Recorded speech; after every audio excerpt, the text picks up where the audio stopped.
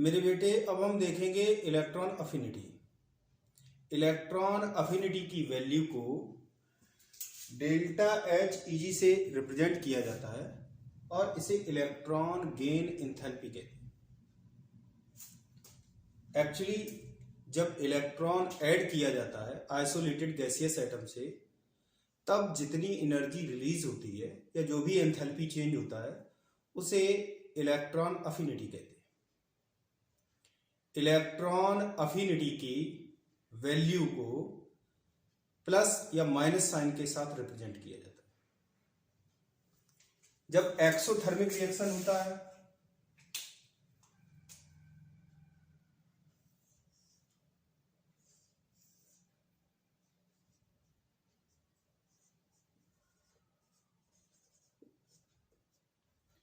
तो delta H की value negative होती है, और जब एंडोथर्मिक होता है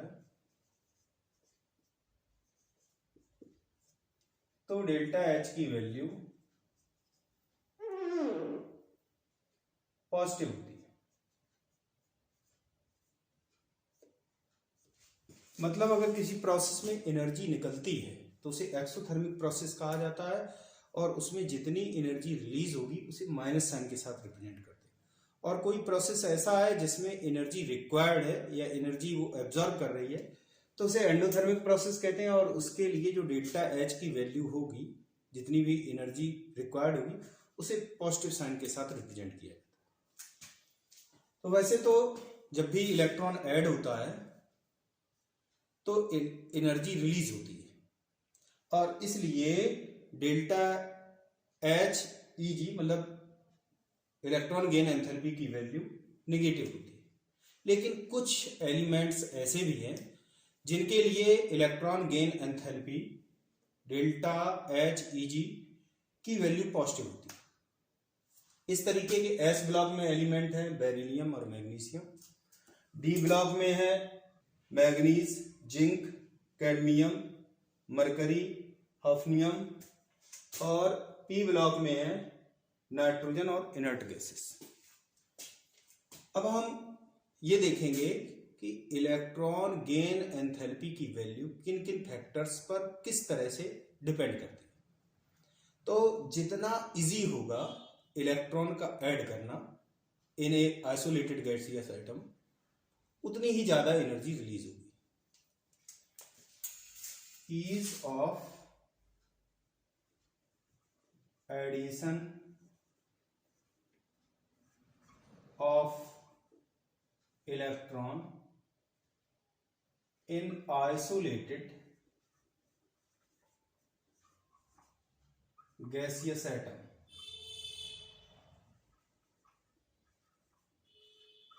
अगर इंक्रीज करेगा, जितना आसानी से ऐड होगा, इलेक्ट्रॉन अफिनिटी भी उतनी ही ज्यादा होगी। तो अगर जेड इफेक्टिव बढ़ेगा, मीन टू से आउटर मोस्ट ऑर्बिट में जो इलेक्ट्रॉन होंगे उन पर न्यूक्लियस का इफेक्टिव न्यूक्लियर चार्ज ज्यादा होगा, और जब इफेक्टिव न्यूक्लियर चार्ज ज्यादा होगा तो इलेक्ट्रॉन का जुड़ना आसान रहेगा, इसलिए इलेक्ट्रॉन अफिनिटी की वैल्यू इंक्रीज होती है। या हम ये कहें कि इलेक्ट्रॉन गेन एंथैल्पी की नेगेटिव वैल्यू इंक्रीज होगी। अगर शील्डिंग इफेक्ट बढ़ेगा तो इलेक्ट्रॉन गेन एंथैल्पी की वैल्यू कम होगी, क्योंकि शील्डिंग इफेक्ट बढ़ेगा तो इफेक्टिव न्यूक्लियर चार्ज की वैल्यू कम हो जाएगी। रेडियस अगर बढ़ेगी तो वो तभी बढ़ती है रेडियस जब इफेक्टिव न्यूक्लियर चार्ज कम हो जाता है। तो इसलिए जब रेडियस ज्यादा बड़ी होगी तो न्यूक्लियस उतना आसानी से इलेक्ट्रॉन को अट्रैक्ट नहीं कर पाएगा, या ये कहें कि इलेक्ट्रॉन को कम अट्रैक्ट करेगा। जब कम अट्रैक्ट करेगा तो उसका एडिशन इजी नहीं होगा, और इसलिए इलेक्ट्रॉन अफिनिटी की वैल्यू कम हो जाएगी।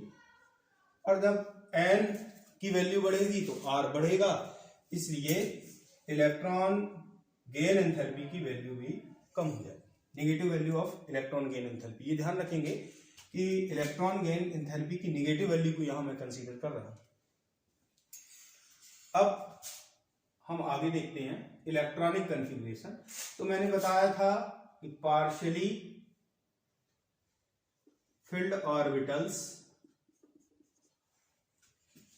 की स्टेबिलिटी हाफ फिल्ड से कम होती है, हाफ फील्ड की स्टेबिलिटी से ज्यादा स्टेबिलिटी होगी फुल्ली फिल्ड ऑर्बिटल्स की। मतलब सबसे ज्यादा स्टेबल ये, मोस्ट स्टेबल,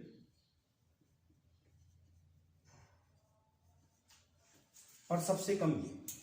तो अगर हम ईए की वैल्यू देखेंगे इलेक्ट्रॉन अफिनिटी की, तो इसमें इलेक्ट्रॉन का डालना आसान होगा क्योंकि ये सबसे कम स्टेबल है, और इलेक्ट्रॉन का डालना आसान होगा तो ये इसके केस में ज्यादा होगा, इसके केस में धीरे धीरे कम होता जाएगा।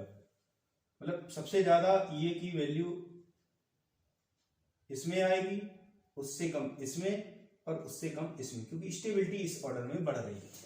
ये मैंने स्टेबिलिटी का ऑर्डर लिखा है। अब इसके बाद हम देखेंगे लेफ्ट टू राइट और टॉप टू बॉटम आने पर क्या होता है। जब हम लेफ्ट टू राइट जाते हैं तो आर की वैल्यू कम होती है, आर डिक्रीज होता है, इसलिए इलेक्ट्रॉन एफिनिटी की वैल्यू बढ़ेगी। और अगर हम टॉप टू बॉटम आते हैं तो टॉप टू बॉटम आने पर आर की वैल्यू बढ़ेगी, या ये कहें एन बढ़ेगा, तो उससे इलेक्ट्रॉन अफिनिटी की वैल्यू लगातार कम होती जाएगी। यहां पर एस एन इंक्रीजेस। मैंने बताया कि अगर आर की वैल्यू कम होगी, लेफ्ट टू राइट जाएंगे तो आर की वैल्यू कम होती है, उससे क्या होगा कि जितनी कम होगी उतना इफेक्टिव न्यूक्लियर चार्ज ज्यादा होगा, तो इलेक्ट्रॉन का जुड़ना उतना आसान हो जाएगा, इसलिए रिलीज्ड अमाउंट ऑफ एनर्जी ज्यादा होगी।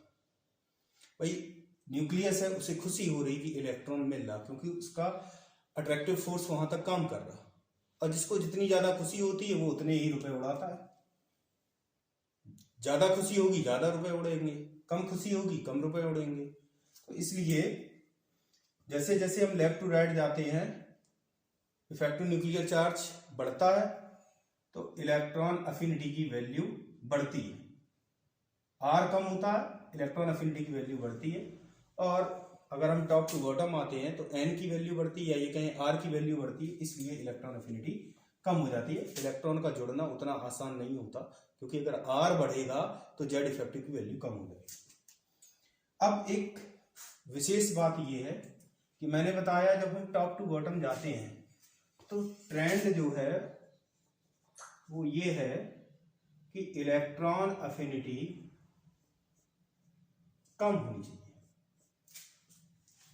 मतलब सेकेंड पीरियड के एलिमेंट्स की इलेक्ट्रॉन अफिनिटी ज्यादा होनी चाहिए और थर्ड पीरियड की कम होनी चाहिए। लेकिन इसका उल्टा ऑर्डर होता है। सेकेंड पीरियड के एलिमेंट्स की इलेक्ट्रॉन अफिनिटी ज्यादा होती है in comparison to second period. Third period की ज्यादा होती है in comparison to second period, या ये कहें सेकेंड वालों की कम होती है, जबकि होनी चाहिए ज्यादा, क्योंकि ट्रेंड जो है इलेक्ट्रॉन अफिनिटी का वो ये है कि नीचे जाएंगे तो रेडियस की वैल्यू बढ़ेगी, इफेक्टिव न्यूक्लियर चार्ज कम होगा, इलेक्ट्रॉन का एडिशन आसान नहीं होगा, इसलिए इलेक्ट्रॉन अफिनिटी की वैल्यू कम होगी। लेकिन यहां पर इनकी ज्यादा होती है। तो उसका कारण क्या है कि जो सेकेंड पीरियड के एलिमेंट्स हैं उनका साइज छोटा है, और आउटर मोस्ट ऑर्बिट में सेकेंड और थर्ड पीरियड के एलिमेंट्स या नीचे वाले पीरियड सभी में number of valence electron same रहते हैं। तो अगर छोटी सी जगह में इलेक्ट्रॉन होंगे तो चार्ज ज्यादा होगा, या ये कहें चार्ज डेंसिटी ज्यादा होगी। और अगर वही बड़ी चीज है, बड़ी जगह में इलेक्ट्रॉन एडजस्ट होंगे उतने ही इलेक्ट्रॉन। भाई इसका वैलेंस सेल छोटे साइज का होगा, इसका वैलेंस साइज बड़े साइज का होगा। तो जब इसका वैलेंस सेल छोटा है तो उसमें चार्ज डेंसिटी ज्यादा हो जाएगी, और इस वाले में वैलेंस सेल का साइज बड़ा है इसलिए चार्ज डेंसिटी कम होगी। तो due to small size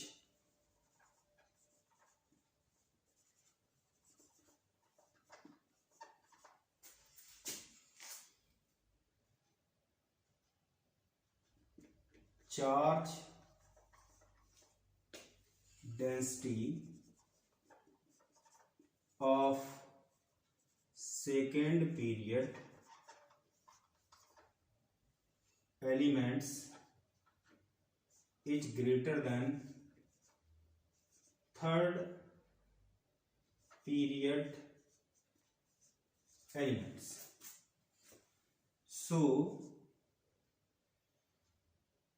second period elements exert more repulsion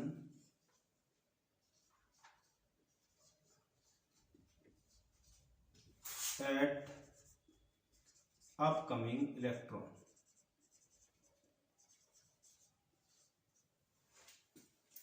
आने वाले इलेक्ट्रॉन पर बहुत ज्यादा रिपल्सन लगाते हैं, इसकी तुलना में ज्यादा लगाते हैं, इसलिए इनकी इलेक्ट्रॉन गेन एंथैल्पी या इलेक्ट्रॉन अफिनिटी की वैल्यू कम हो जाती in comparison to third period elements. तो ये तो रहा इलेक्ट्रॉन अफिनिटी और इलेक्ट्रॉन गेन एंथैल्पी के बारे में। अब हम नेक्स्ट प्रॉपर्टी देखेंगे। मेरे बेटे अब हम first ionization enthalpy of P block elements को कंपेयर करेंगे। आयनाइजेशन एंथैल्पी का मतलब होता है isolated gaseous atom which is in ground state से एक इलेक्ट्रॉन को रिमूव करने के लिए जितनी एनर्जी रिक्वायर्ड होती है उसी को कहा जाता है ionization enthalpy. The energy required to remove one electron from an isolated gaseous atom in its ground state is termed as ionization enthalpy। जितना आसानी से इलेक्ट्रॉन निकलेगा ease of removal of electron, जितना आसान होगा आयनाइजेशन एंथैल्पी उतनी ही कम। Ionization enthalpy कई factors पर डिपेंड करती है। एक तो जेड इफेक्टिव पर डिपेंड करेगी। अगर जेड इफेक्टिव इंक्रीज होगा तो आयनाइजेशन एंथैल्पी की वैल्यू भी इंक्रीज होगी। अगर शील्डिंग इफेक्ट इंक्रीज होगा तो हमें कम एनर्जी रिक्वायर्ड होगी, क्योंकि शील्डिंग इफेक्ट जब ज्यादा होता है तो इफेक्टिव न्यूक्लियर चार्ज कम हो जाता है, क्योंकि effective nuclear charge Z effective is equal to होता है जेड माइनस एस या जेड माइनस सिग्मा। अगर रेडियस बढ़ेगी तो इसका मतलब है कि इफेक्टिव न्यूक्लियर चार्ज की वैल्यू कम है, और जब इफेक्टिव न्यूक्लियर चार्ज की वैल्यू कम होगी तो इसका मतलब जो आउटर मोस्ट ऑर्बिट के इलेक्ट्रॉन्स हैं उन पर न्यूक्लियस का होल्ड कम है तो वो आसानी से निकल जाएंगे। कहने का मतलब है कि अगर रेडियस बढ़ेगी तो कम एनर्जी में ही इलेक्ट्रॉन निकल जाएंगे, mean to say ionization enthalpy decreases. अगर ऑर्बिट ज्यादा होगी तो इसका मतलब ही है कि रेडियस ऑटोमेटिकली बढ़ जाएगी, तो इस केस में भी आयनाइजेशन एंथैल्पी की वैल्यू कम होती है। इलेक्ट्रॉनिक कॉन्फ़िगरेशन को देखें तो पार्शियली फिल्ड ऑर्बिटल,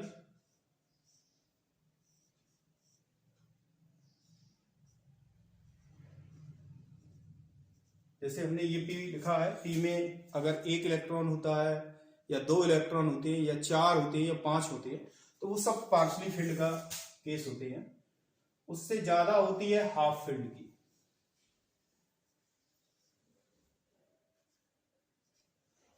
और सबसे ज्यादा होती है फुल्ली फिल्ड की।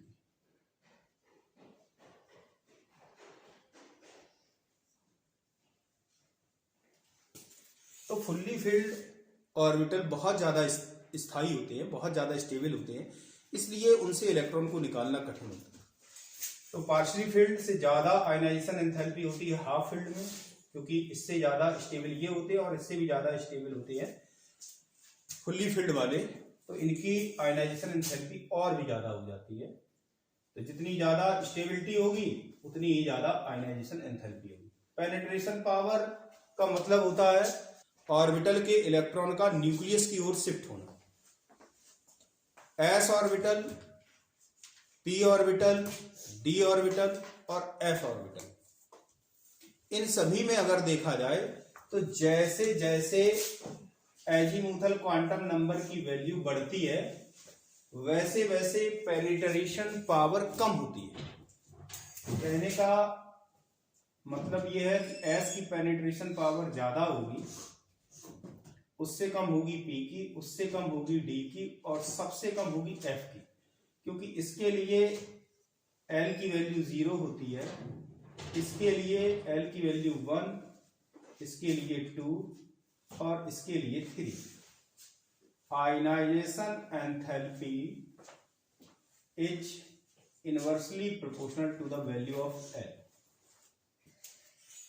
तो एस के लिए सबसे ज्यादा होगी क्योंकि उसकी वैल्यू कम है, उससे कम होगी पी के लिए क्योंकि वैल्यू बढ़ रही है एल की, इसी तरीके से डी और एफ में होगा। अगर हम लेफ्ट टू राइट जाते हैं तो रेडियस कम होती है, इसलिए इलेक्ट्रॉन पर न्यूक्लियस की होल्ड काफी अच्छी होती है या बढ़ जाती है, तो हमें ज्यादा एनर्जी रिक्वायर्ड होगी। तो लेफ्ट टू राइट जाने पर आयनाइजेशन एंथैल्पी की वैल्यू बढ़ती है एज आर डिक्रीजेस, और टॉप टू बॉटम जाते हैं तो आयनाइजेशन एंथैल्पी कम होगी एज आर इंक्रीजेस। अगर हम हाइड्रोजन और हीलियम में देखें तो हाइड्रोजन में इलेक्ट्रॉनिक कन्फिग्रेशन होता है 1s1 और हीलियम में होता है 1s2। ये फुल्ली फिल्ड है, ये हाफ फिल्ड है, इसलिए आयनाइजेशन एंथैल्पी हीलियम की ज्यादा होगी। अब हम पी ब्लॉक एलिमेंट्स में देखेंगे तो बोरॉन, एल्युमिनियम, नीचे से 13 ग्रुप एलिमेंट्स को देखें तो इसमें जो थैलियम होता है इसकी आयनाइजेशन एंथैल्पी ज्यादा होती है,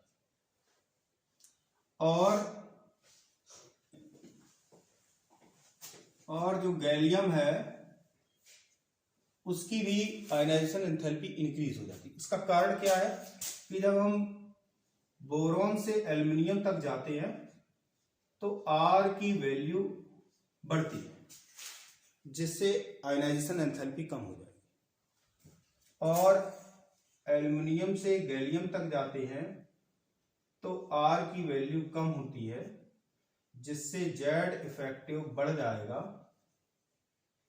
और इसकी आयनाइजेशन एंथैल्पी भी बढ़ जाएगी। इसी तरीके से जब हम यहां से गैलियम से इंडियम पर जाते हैं तो आर इंक्रीज होता है जिससे आयनाइजेशन एंथैल्पी कम होगी, और अगर हम इंडियम से थैलियम पर जाते हैं तो जेड इफेक्टिव बहुत ज्यादा बढ़ता है क्योंकि 32 प्रोटॉन्स इंक्रीज होते हैं। तो ओवरऑल अगर हम देखें तो हम ये लिख सकते हैं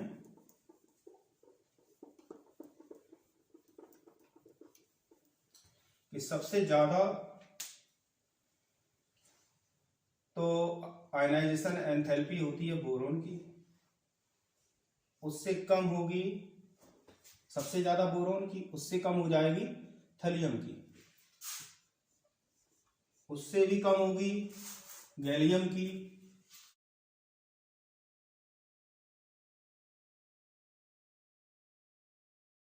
उससे कम एल्युमिनियम की और सबसे कम होती है इंडियम की। तो अगर हम इसको देखें तो हम इस तरीके से भी इसे लर्न कर सकते हैं।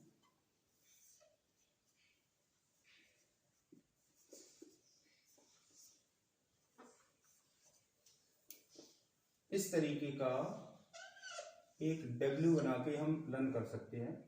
यहाँ पर बोरॉन, यहाँ पर एल्यूमिनियम, यहाँ पर boron, aluminium, gallium, helium, indium. तो सबसे ज्यादा हो गई बोरॉन की और उससे कम गैलियम की, सबसे ज्यादा हो गई बोरॉन की, उससे कम हुई थेलियम की, फिर गैलियम की, फिर एल्युमिनियम की और सबसे कम इंडियम की। इसको याद करने का एक तरीका ये भी हम कर सकते हैं, बहुत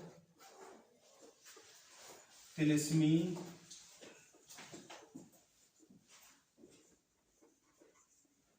गाते अली इरफान।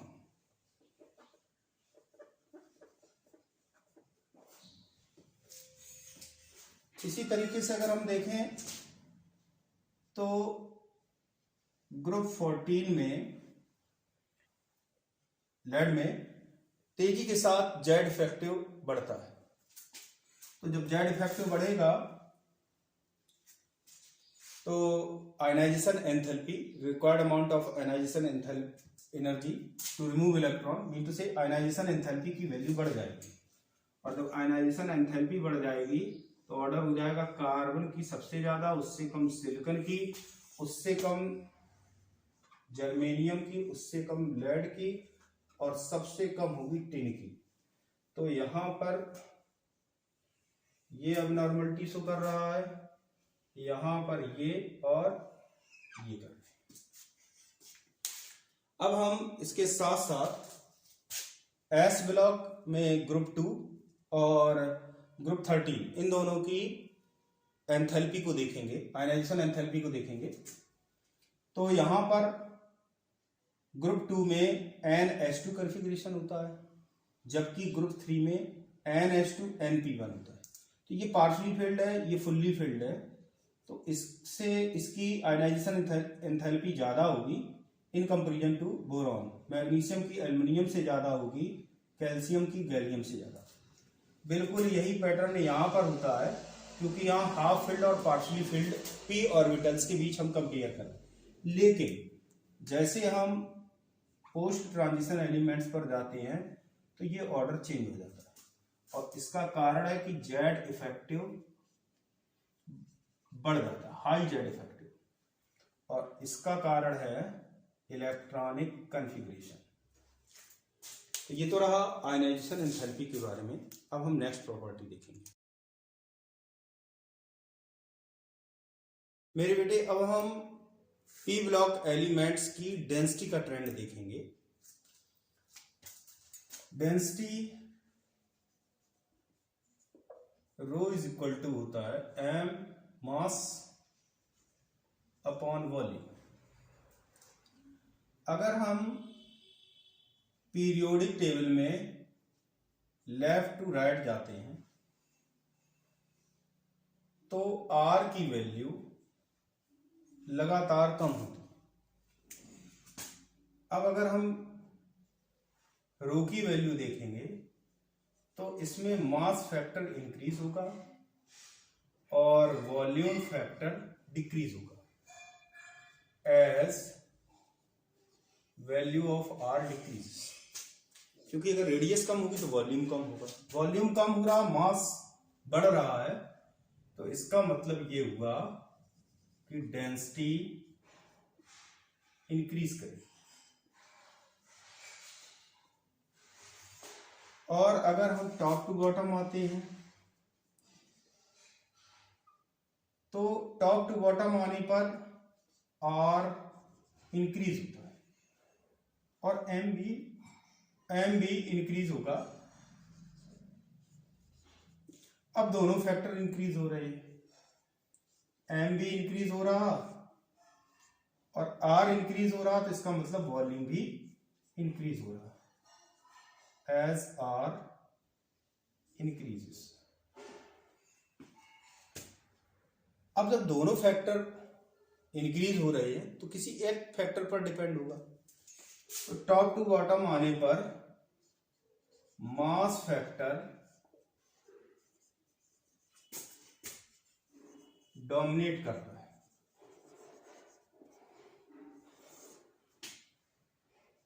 इससे क्या होगा कि ओवरऑल देखा जाए जब मास फैक्टर डोमिनेट करेगा तो टॉप टू बॉटम आने पर डेंसिटी की वैल्यू लगातार इंक्रीज होगी।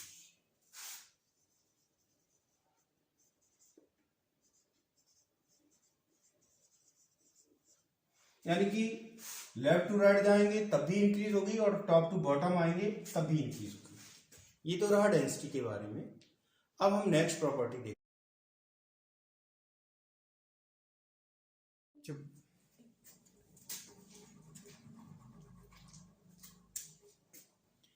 मेरे बेटे अब हम पी ब्लॉक एलिमेंट्स के मेल्टिंग पॉइंट और बॉइलिंग पॉइंट का ट्रेंड देखेंगे।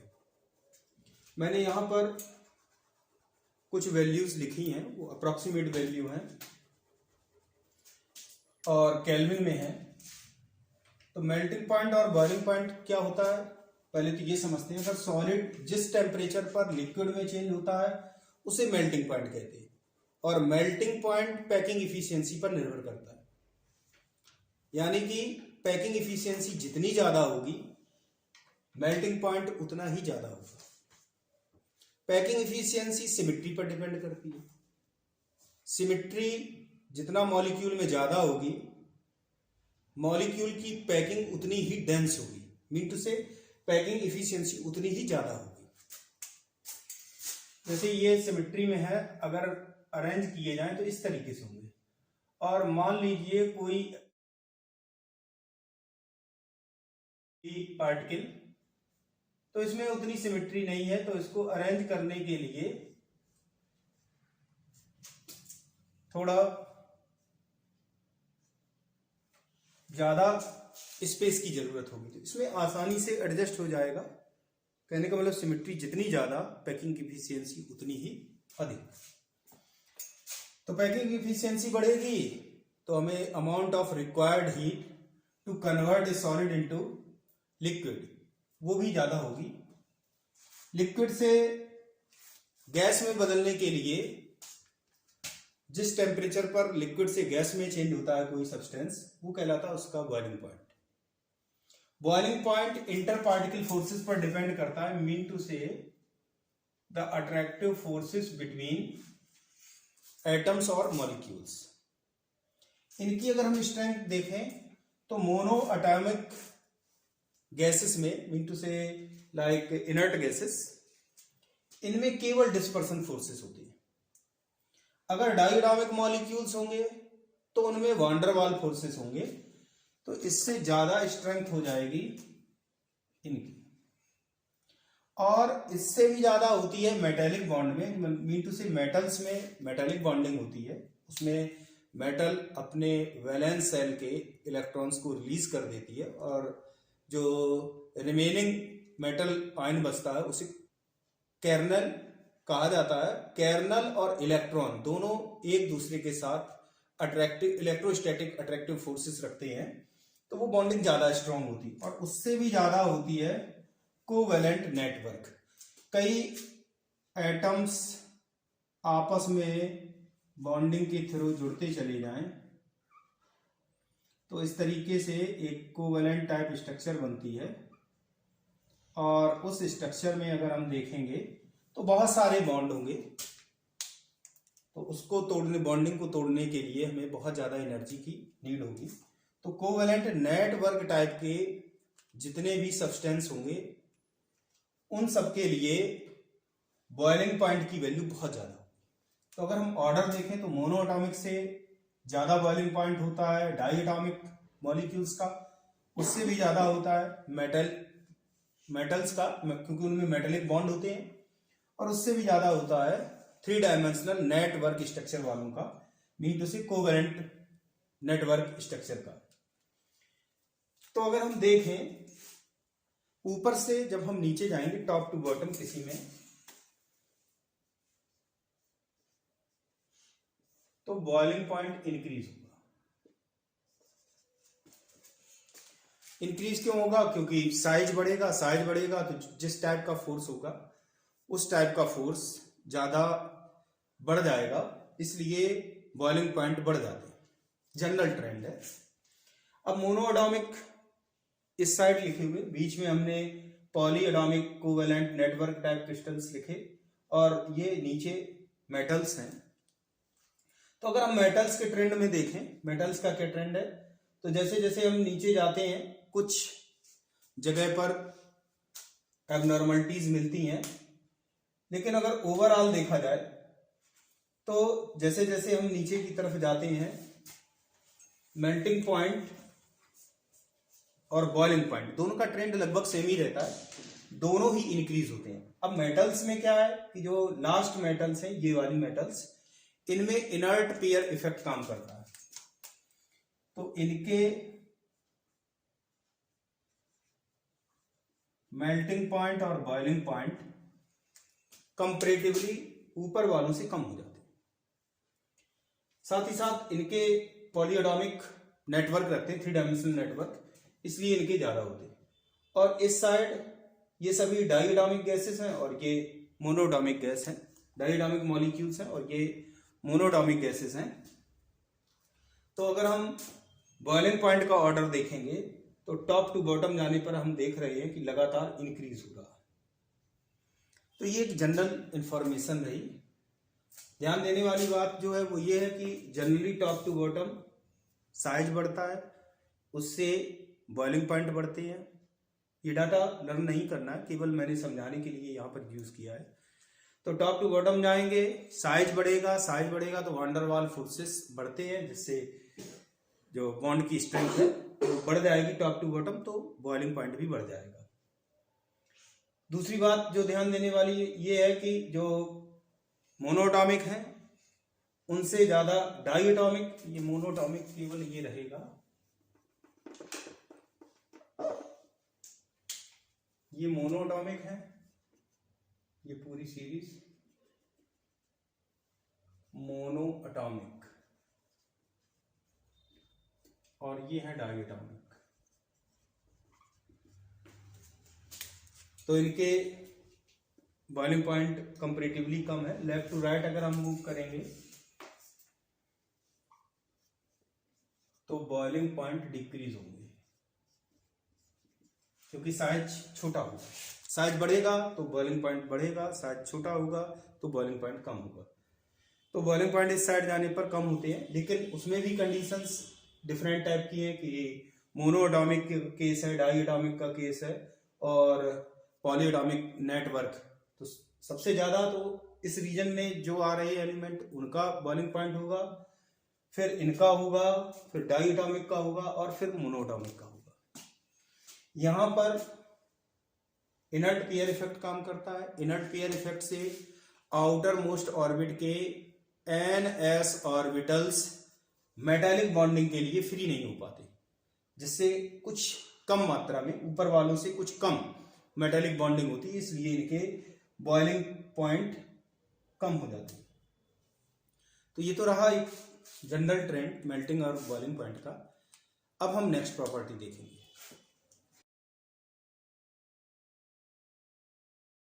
मेरे बेटे अब हम देखेंगे nature of oxides of P block elements.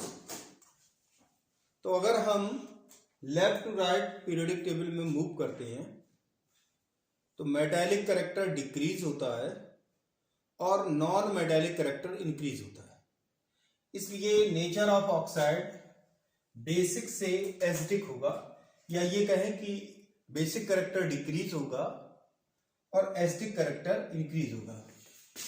As metallic character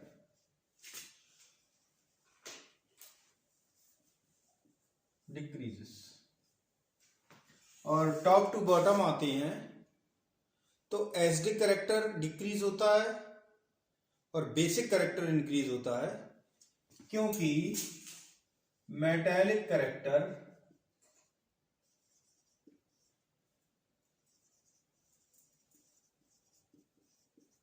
increase होगा।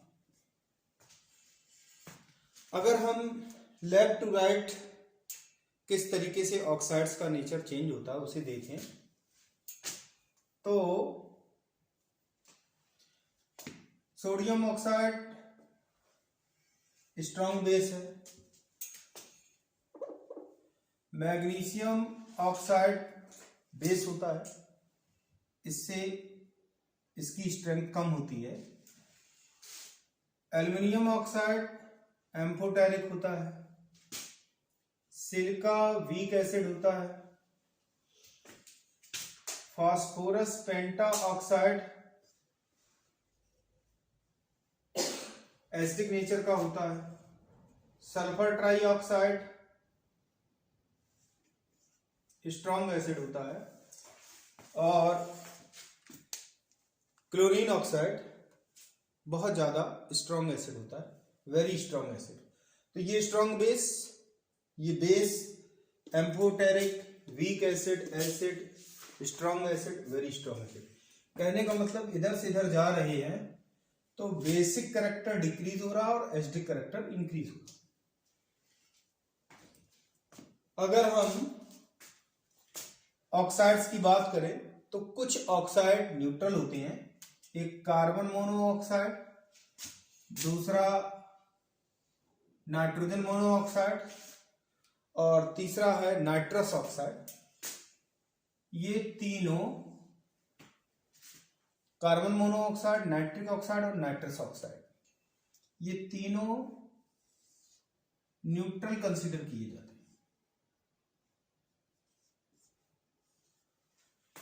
अगर हम टॉप टू बॉटम देखें तो नाइट्रोजन, उसके बाद फास्फोरस का ऑक्साइड, उसके बाद आर्सेनिक और एंटीमनी का ऑक्साइड और लास्ट में bismuth oxide top to bottom जा रही है। तो ये एसिडिक है, ये भी एसिडिक होता है, ये दोनों एम्फोटेरिक होते हैं, बोथ आर एम्फोटेरिक, और ये बेसिक है। यानी कि टॉप टू बॉटम आने पर एसिडिक कैरेक्टर डिक्रीज होता है और बेसिक कैरेक्टर इंक्रीज होता है। तो ये एसिडिक है और ये बेसिक है। एम्फोटेरिक ऑक्साइड्स अगर देखें तो beryllium, aluminium, zinc, gallium, arsenic, antimony, tin और लेड, इन सभी के ऑक्साइड एम्फोटेरिक नेचर के होते हैं। इनको याद करने का तरीका, बेबी, आलिया, जंगल में गाना, आसानी से सब सुनेगा प्यारा बाबू, तो ये याद करने की ट्रिक रही।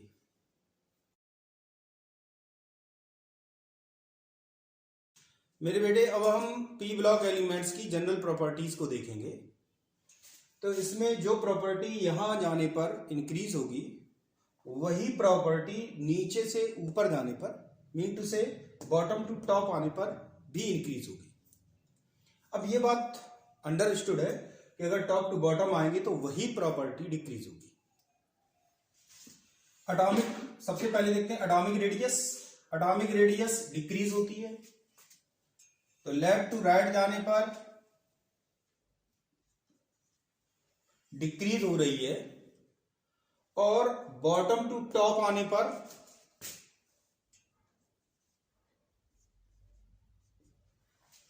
भी डिक्रीज होती है। तो इसका मतलब ये हुआ अगर हम टॉप टू बॉटम आएंगे तो इंक्रीज होगी। इसी तरीके से मेल्टिंग और बॉइलिंग पॉइंट डिक्रीज होते हैं, आयनाइजेशन एंथैल्पी डिक्रीज होती है, मेटालिक कैरेक्टर भी डिक्रीज होता है, बेसिक नेचर ऑफ ऑक्साइड भी डिक्रीज होता है, इलेक्ट्रोनेगेटिविटी इंक्रीज होती है। लेफ्ट टू राइट जाने पर इंक्रीज होगी तो टॉप टू बॉटम आने पर डिक्रीज होगी। इलेक्ट्रॉन गेन एंथैल्पी इंक्रीज होती है, आयनाइजेशन एंथैल्पी इंक्रीज होती है, नॉन मेटालिक कैरेक्टर इंक्रीज होता है, एसिडिक नेचर ऑफ ऑक्साइड्स भी इंक्रीज होता है। अब ये बात अगर हम टॉप टू बॉटम देखें